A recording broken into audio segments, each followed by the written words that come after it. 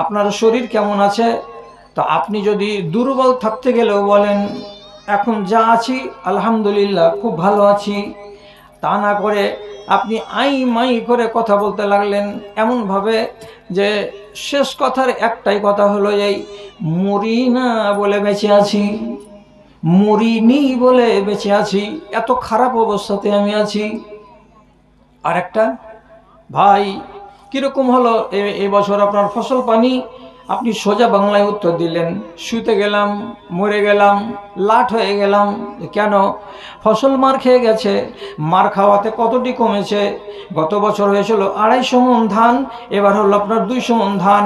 50 মণ যদি কমে যায় তো তার জন্য আপনি লাট হয়ে গেলেন, আপনি মরে গেলেন, আপনি শুয়ে গেলেন। এই রকম নাশুকরি কথা কেন বলতে যাবেন? আল্লাহ রাব্বুল আলামিন বলছেন লাইন শাকারতুম লাযিদান্নাকুম ওয়া লাইন কাফারতুম ইন্না আযাবি লাশাদীদ।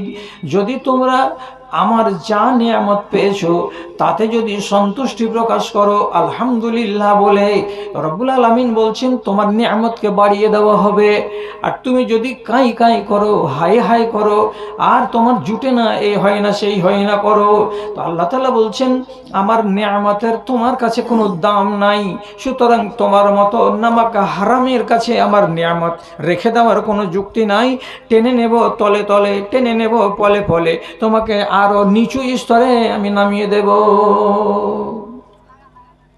তাহলে এটাও বদ স্বভাব। এই করে বদ স্বভাব যখন আপনার ভেতরে বেড়ে যাবে তখন আপনার ধাক্কাটা এসে লাগবে কোথায়? নফসে, যেটা আমরা বলি আত্মা। এর ভেতরে সবচাইতে যেটা সাংঘাতিক জিনিস সেটা হলো কি? নিজের দ্বীনকে, নিজের ধর্মকে হালকা মনে করা। কেন হালকা মনে করা মানে কি? তো ইমাম মালিক রহমাতুল্লাহ আলাইহি একটা বই লিখেছেন কিতাবুজ জুহুদ। এর ভেতরে লিখেছেন একটা সময় আসবে, সেই সময় অবস্থাটা কি হবে? তো তিনি বলছেন ইয়াতি আলান নাসি জামানুন, মানুষের সামনে একটা দিন আসবে, সময় আসবে, কুলুবুহুম খালিয়াতুন আন হালাওয়াতিল ঈমান, এই মানুষগুলোর অন্তরে কোরআনের ভালোবাসা থাকবে না, কোরআনের মিষ্টতা থাকবে না, কোরআনের প্রতি শ্রদ্ধা তাদের থাকবে না। বাড়িতে সুন্দর করে টাকে সাজানো থাকবে কোরআন, তাকে আদর করে যত্ন করে রাখবে বটে, কিন্তু তার হক আদায় করতে পারবে না। কেমন? ওকে যদি জিজ্ঞেস করা হয় রমজান মাসে কোরআন মাজিদ সবাই পড়ে, আড়ালে যতটি মেয়ে ছেলে আছে তার ভেতরে আমি তো এদেরকে জিজ্ঞেস করতে পারবো না, আপনি আপনারটাকে জিজ্ঞেস করবেন আমিনার মা কয় পারা কোরআন পড়লি রে? ও যদি বলে যে আমি রোজা প্রতি 1 পারা করে পড়ে দিতে পেরেছি, তাহলে ওই নারীটাকে ধন্যবাদ জানাবেন। আর যদি বলে আমি কোরআন খুলতে পাই না, তাহলে শরিয়তের দৃষ্টিতে ইয়ার মতো পাপাচার নুনের বস্তা আল্লাহর দুনিয়াতে আর কেউ নাই। আপনাকে জিজ্ঞেস করছি কোরআন মাজিদ আপনি কতটা পড়তে পারলেন? যদি বলেন খুলিনি মৌলভী সাহেব, তাহলে আপনার কপালে ঘন্টা ঝুলছে কিসের? তো বদনসিবির। রমজানের ওয়াজ করে দিতাম তো করলাম না কেন? এত কেন ফজিলত রমজানের? রমজানে কিয়াম যে করবে, তারাবির নামাজ পড়বে, লেখা আছে হাদিসে গোফের লাহু মা তাকদ্দামা মিন জামবিহি ওয়ার গুনাহ সম্মাপ। আরেক হাদিসে আসছে ওয়ামান সামা রমজানা ঈমানান ওয়া ইহতিসাবান গোফিরা লাহু মা তাকদ্দামা মিন জামবিহি। কোনো মানুষ যদি রোজাকে নিষ্ঠার সঙ্গে পালন করে সওয়াব পাবো বলে, তাহলে রব্বুল আলামিন নাই বলছেন তার যত গুনাহ আছে সব মাফ হয়ে যায়। তাহলে রোজা রাখা, রাতের বেলায় কিয়ামুল লাইল অর্থাৎ তারাবির নামাজ পড়া এই মাসেই আছে, অন্য মাসে আছে কি? অন্য মাসে নেই। দুটো গুণ পেলাম কার? তো এই রমজান মাসে। অন্য হাদিসে আছে আসিয়ামু ওয়াল কোরআন ইউশাফিআন ইনদাল্লাহ, কিয়ামতের দিন আপনার মতো একটা মানুষের সামনে আকৃতি নিয়ে খাড়া হবে কে? কোরআনে মাজিদ। আর আকৃতি নিয়ে খাড়া হবে কে? তো রোজা।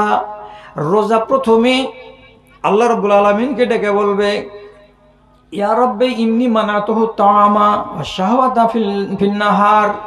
এ পরওয়ারদিগার, আমি এই নওজোয়ান ছেলেটার মুখে তালা লাগিয়ে রেখেছিলাম, আমি একে পানাহার করতে দিইনি। বাড়িতে যুবতী স্ত্রী ছিল, তার কাছে আমি ঘুমাতে যেতে দিইনি। আমি তাকে নিষেধ করেছিলাম, বান্দারে খবরদার মুখে কোনো জিনিস ঢুকাবি না, আমার নাম হলো রোজা। আমাকে ভালোবেসে সারাটা 14 ঘন্টা ধরে মুখে পানি দেয়নি, খানা দেয়নি, অতএব আমি রোজা। মুখ খুলে বলছি, পরওয়ারদিগার, এই ছেলেটা যেন আজকে কোনো অনিষ্ট না হয়। এক। 2 নম্বর, কোরআন মাজিদকে আল্লাহ রাব্বুল আলামিন মুখ খোলার ক্ষমতা দিয়ে বলছেন, এই কোরআন কি বলছো? মাওলা ইন্নী মানাতুহু নওমা ফিল লাইলে, আমি এই লোকটার রাতের নিদ্রাকে হারাম করে দিয়েছিলাম। কেন রে? কোরআন বলতো কেন হারাম করেছিলি? তো আমার এই বান্দা রাতের বেলায় কোরআন মাজিদকে খুলে দিয়ে আটকে আটকে যাচ্ছে, ধীরে ধীরে পড়ছে, অত তাড়াতাড়ি তার জোবানটা সরে না, তবুও ধীরে ধীরে টিপে টিপে একটা একটা করে জেগে জেগে জেগে জেগে আমাকে তিলাওয়াত করেছে। অতএব যেই লোকটা, যেই মেয়েটা, যেই ছেলেটা আমার প্রতি এতটা যত্নবান হয়েছে, যার আমি রাতের ঘুম কেড়ে নিয়েছিলাম, পরওয়ারদিগার তাকে যেন আজ বেইজ্জত না করা হয়।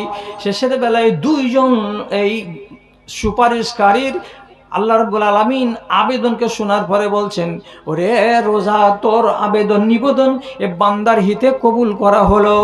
আল্লাহ তাআলা কোরআন মাজিদকে বলবেন, রে কোরআন, তোর এই সুপারিশ এই বান্দার হিতে কবুল করা হলো।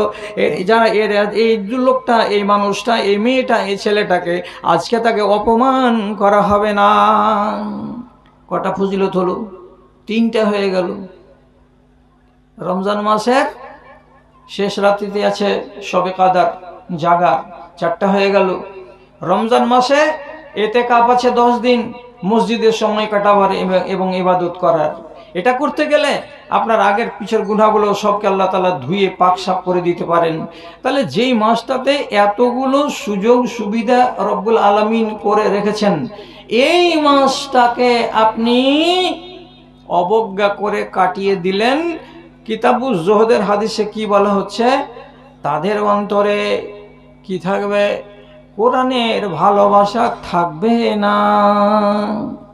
যদি বলেন না আছে, বলুন, হাত তুলতে বলবো।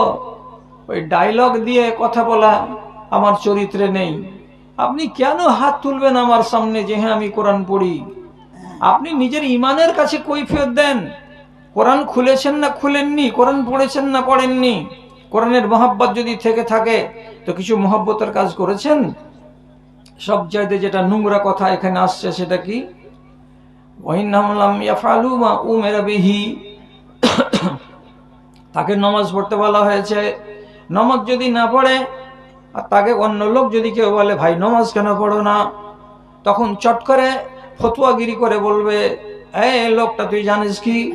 আল্লাহর নাম হলো গাফুরুর রহিম, তিনি অধিক ক্ষমাকারী, এবং তিনি বলেছেন শিরিকের গুনাহ ছাড়া সমস্ত গুনাহকে আমি মাফ করে দেই। আমি নামাজ ছেড়েছি তো কি হয়েছে? এটা তো শিরিকের গুনাহ নয়। অতএব আল্লাহ রাব্বুল আলামিন আমাকে ইচ্ছা করলেই মাফ করে দিবেন। কত বড় এর মুখ! নামাজ পড়বে না, অবজ্ঞা। আর অবজ্ঞা করার পরে আর ভেতরে কত বড় আশা যে আমি নামাজ না পড়লাম তো কি, শিরকের গুনাহ তো করিনি, সুতরাং আল্লাহ আমাকে মাফ করে দেবেন। এইটা হলো ধর্মকে খেলা করা। এইটাই হচ্ছে আপনার ইসলামকে নিয়ে রহস্য করা এবং ঠাট্টা করা। জি, মানতে পারবেন? মানতে যদি না পারেন তাহলে সোজা সোজা বাংলাতে বলছি, এইখানকার কোনো স্টেজে আমাকে এরকম করে আর কথা বলার জন্য দাওয়াত দিয়েন না। তাহলে আমার মতো মানুষের মুখ থেকে এরকম কড়া কড়া কথা আপনাকে শুনতেও হবে না। বাস্তবিক চরিত্রের দিকে তাকান। মানুষের অন্তর থেকে মোহাব্বত, কত ইমানি মোহাব্বত পালিয়েছে, একটা করে গুনুন তো, একটা গুনুন আপনাকে বলছি। নবীজি বলছেন, লা ইয়ারিফুনা মারুফান ওয়া লা ইউনকিরুনা মুনকারা। দেশের মাটিতে এগুলো মানুষ তৈরি হবে যে মানুষগুলো কোনটা ভালো কাজ সেটা উপলব্ধি করতে পারবে না, কোনটা মন্দ কাজ এটা কোনো মানুষ বুঝতে পারবে না। ভালো চিনে না, মন্দ চিনে